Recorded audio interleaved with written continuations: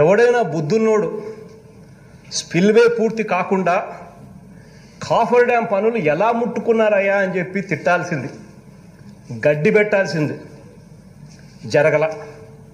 పోనీ coffer dam అన్నా కనీసం పూర్తి కాకుండా నువ్వు డయాఫ్రమ్ వాల్ అంటే మెయిన్ డ్యామ్కు పునాది గోడ, కాఫర్ డ్యామ్ అన్నా పూర్తి కాకుండా నీళ్లు రాకుండా ఉండే ప్రదేశం క్రియేట్ చేయకుండా నువ్వు మెయిన్ డ్యామ్కు పునాది వాల్ వేసేసినావు, డయాఫ్రమ్ వాల్ వేసినావు. అది ఇంకొక పొరపాటు. సో కాఫర్ డ్యామ్ పూర్తి కాకుండా డయాఫ్రమ్ వాల్ ఎలా కట్టారు అని చెప్పి బుద్ధి జ్ఞానం ఉందాయా నీకు అని చెప్పి అడగాల్సిన రెండో ప్రశ్న. ఈ రకంగా చేయకపోవడం వల్ల మనం అధికారంలోకి వచ్చిన తర్వాత 2020లో ఎప్పుడూ కూడా గోదావరిలో ఊహకందని విధంగా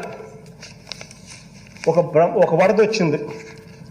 ఆ వరద అనేది కూడా మనం గమనించినట్లయితే గోదావరి 100 ఏళ్ల చరిత్రలో రెండవ అతిపెద్ద వరద వచ్చిన సన్నివేశం మనం చూసినప్పుడు న్యాచురల్గా ఒకవైపున స్పిల్వే మీదుగా నీళ్లు డైవర్షన్ కాని పరిస్థితి, మరోవైపున అప్పుడు ఎందుకంటే స్పిల్వే పనులు జరుగుతూ ఉన్నాయి, స్పిల్వేలో పియర్స్ ఫౌండేషన్ గేట్లు పెట్టే కార్యక్రమాలు ఇవన్నీ జరుగుతూ ఉన్నాయి.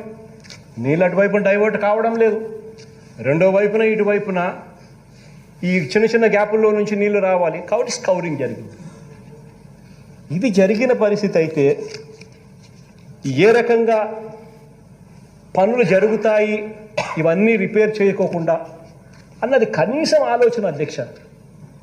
మనం అధికారంలోకి వచ్చిన తర్వాత అధ్యక్ష ఇవన్నీ కూడా రిపేర్ చేస్తూ అడుగులు ముందుకు వేయడం జరిగింది అధ్యక్ష.